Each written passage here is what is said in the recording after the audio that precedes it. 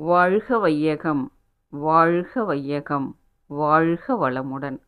குரு வாழ்க, குருவே துணை. டிவைன் பவர் 9 சேனலுக்கு உங்களை வரவேற்கிறேன். நான் பேராசிரியர் சித்ரா.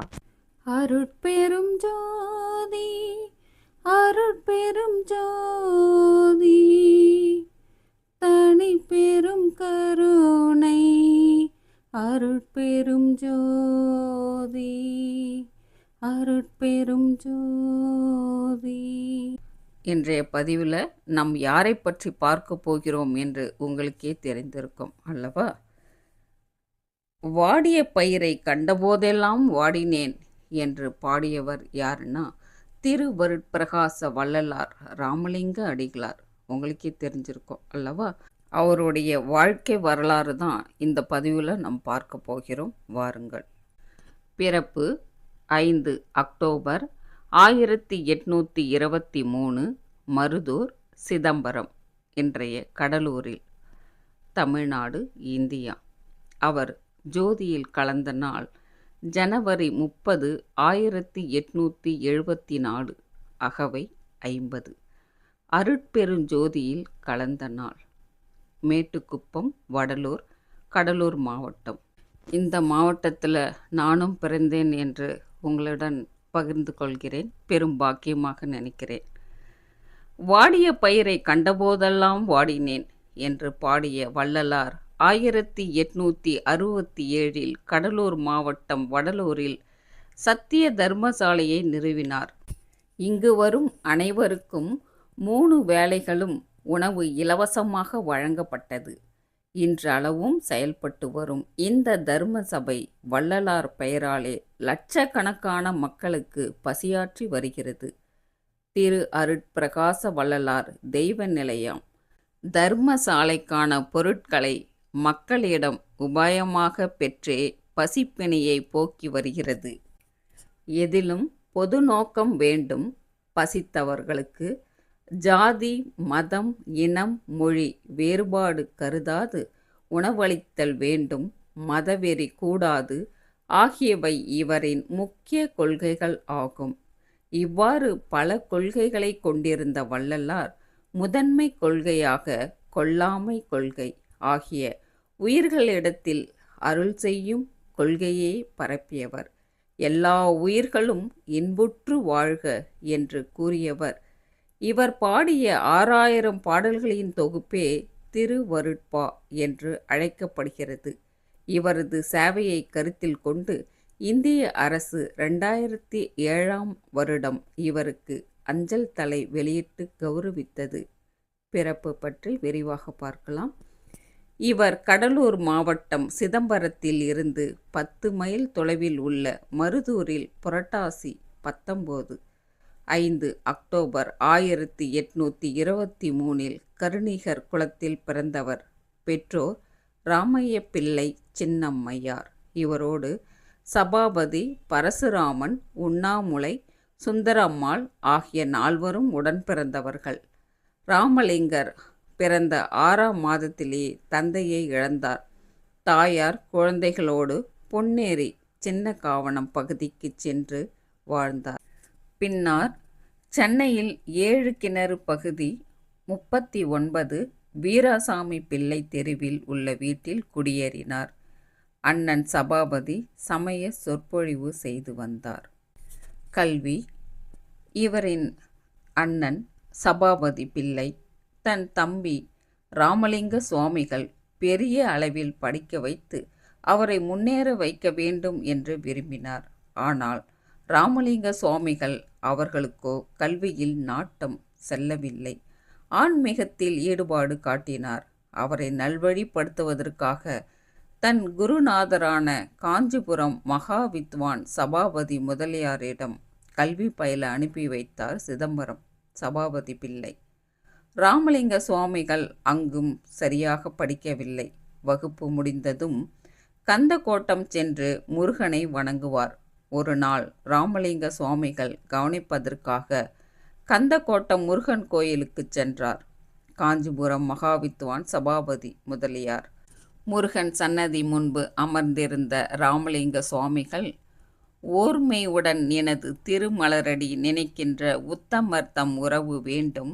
உள்ளொன்று வைத்து புறமொன்று பேசுவார் உறவு களவாமை வேண்டும் என்று மனமுருக பாடிக்கொண்டிருந்தார். பெரும் பொருள் உடைய அப்பாடலை ராமலிங்க சுவாமிகள் பாடுவதைக் கண்ட காஞ்சிபுரம் மகாவித்வான் சபாபதி முதலியார் மெய்மறந்து நின்று கண்ணீரே வடித்துவிட்டார். காஞ்சிபுரம் மகாவித்வான் சபாபதி முதலியார் சிதம்பரம் சபாபதி பிள்ளையிடம், உனது தம்பி ஒரு தெய்வீக பிறவி, அவனுக்கு சாதாரண உலகியல் கல்வி தேவையில்லை, எனவே இனிமேலும் அவனுக்கு கற்பிக்க தன்னால் முடியாது என்றும் சொல்லிவிட்டார். அதன் பிறகு ராமலிங்க அடிகளார் தன் இறைப்பணியில் ஆழ்ந்து பயணிக்கத் தொடங்கிவிட்டார். பசியாற்றல். ராமலிங்க அடிகள் மே 23, 1867 அன்று வடலூர் மக்களிடம் இருந்து 80 காணி நிலம் பெற்று தர்மசாலையை தொடங்கினார். இந்த தர்மசாலைக்கு வந்தவர்களுக்கு 3 வேளையும் உணவு வழங்கப்பட்டது. தற்பொழுது தர்மசாலைக்கான உணவுப் பொருள்களை தமிழக அரசு குறைந்த விலைக்கு வழங்கி வருகிறது என்பது பாராட்டுக்கு உரியதாகும். மக்களின் மிகுந்த துயரங்களில் ஒன்றான பசியை போக்கிட வள்ளலார் வழிவகுத்தார். இன்றளவும் வள்ளலார் பெயரால் லட்சக்கணக்கான மக்களுக்கு பசியாற்றப்படுகிறது. வடலூரில் தலைமையிடம் இருந்தாலும் உலகமெங்கும் அவரது கொள்கையை பின்பற்றுகின்றார்கள், பசியாற்றுகிறார்கள். வள்ளலாரின் பன்முக ஆற்றல்கள். அருள் ஆசிரியர், இதழ் ஆசிரியர், இறை அன்பர், உரை ஆசிரியர், சமூக சீர்திருத்தவாதி, சித்த மருத்துவர், சிறந்த சொற்பொழிவாளர், ஞான ஆசிரியர், தீர்க்கதரிசி, நூலாசிரியர், பசிப்பினி போக்கிய அருளாளர், பதிப்பாசிரியர், போதக ஆசிரியர், மொழி ஆய்வாளர், பண்பாளர், இன்னும் பல அற்புதங்கள் செய்தவர் நம் வள்ளலார். சத்திய ஞான சபை எல்லா மதங்களிலும் உள்ள உண்மை ஒன்றே என்பதை குறிக்கும் வண்ணம் இவர் தோற்றுவித்த மார்க்கத்திற்கு சர்வ சமய சமரச சுத்த சன்மார்க்கம் என்று பெயரிட்டார். உண்மையான ஞானி என்பதால் சாதியை பாகுபாடுகளை சாடினார். அதாவது உண்மையான ஆன்மீகத்துக்கு ஜாதி ஒரு பொருட்டல்ல, எந்த ஜாதியினராக இருந்தாலும் சன்மார்க்கி ஆகலாம் என்று பொருளில் ஜாதி இல்லை என்று சொன்னார். இதை தவறாக புரிந்து கொண்ட உயர்ஜாதி மக்களின் எதிர்ப்பை சம்பாதித்தார். இருப்பினும் தொடர்ந்து தன் வழியில் பயணப்பட்டார். தன் வாழ்வின் பெரும் பகுதியை சென்னையில் கழித்த இவர் நவீன சமுதாயங்களில் பிரச்சனைகளை உணர்ந்திருந்தார். அனைத்து சமய நல்லிணக்கத்திற்காக சன்மார்க்க சங்கத்தை நிறுவினார். அறிவு நெறி விளங்க சிதம்பரம் அருகே உள்ள வடலூரில் சத்திய ஞான சபையை அமைத்தார். இத்தகைய உயரிய நோக்கங்களுக்காக தன் வாழ்நாளையே அர்ப்பணித்து பணியாற்றினார். 1867 ஆண்டில் மக்களின் பசித்துயர் போக்க சத்திய தர்மசாலையும் நிறுவினார். அவர் வாழ்ந்த காலத்தில் அவருடைய சிந்தனைகளை மிகவும் முற்போக்கு உடையதாகவும் கருதப்பட்டாலும் தற்போது உலகெங்கும் அவருடைய சிந்தனைகளுக்கு ஒத்த கொள்கைகளை புரிந்து கொள்ளப்பட்டு பின்பற்றப்படுகின்றன. ராமலிங்க அடிகள் கொள்கைகளின் கோட்பாடுகள் என்ன என்று பார்ப்போம்.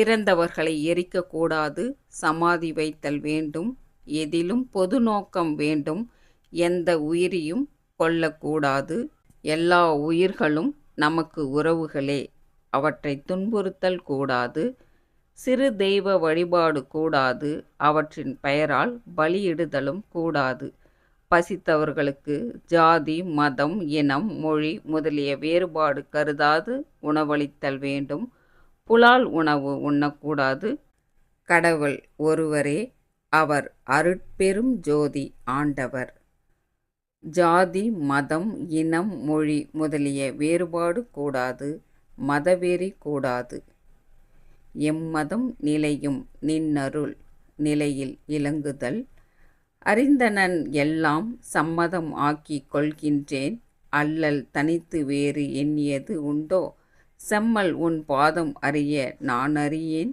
சிறிதும் இங்கு இனிதுயர் ஆற்றேன், இம்மதிக்கும் அடியேன் குறித்தவாறு உள்ளது இயற்றுவது உன் கடன் என் தாய். திருவருட்பா 6ஆம் திருமுறை 36, 39. அதாவது, எந்த சமயத்தின் நிலைப்பாட்டையும் எல்லா மத நெறிகளையும் சம்மதம் ஆக்கிக் கொள்கின்றேன் என்கிறார். வளரும் பிள்ளைகளுக்கு வள்ளலார் வழங்கிய அறிவுரைகள் என்ன என்று பார்ப்போம்.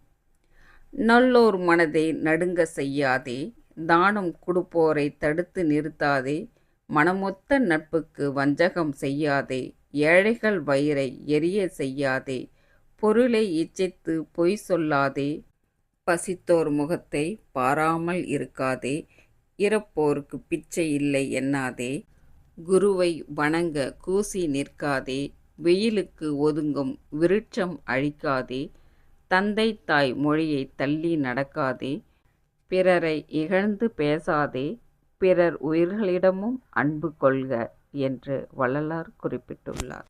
நாம் அனைவரும் வள்ளலாரின் கொள்கையை பின்பற்றி நல்வாழ்வு வாழ்வோம். நன்றி. வாழ்க வளமுடன்.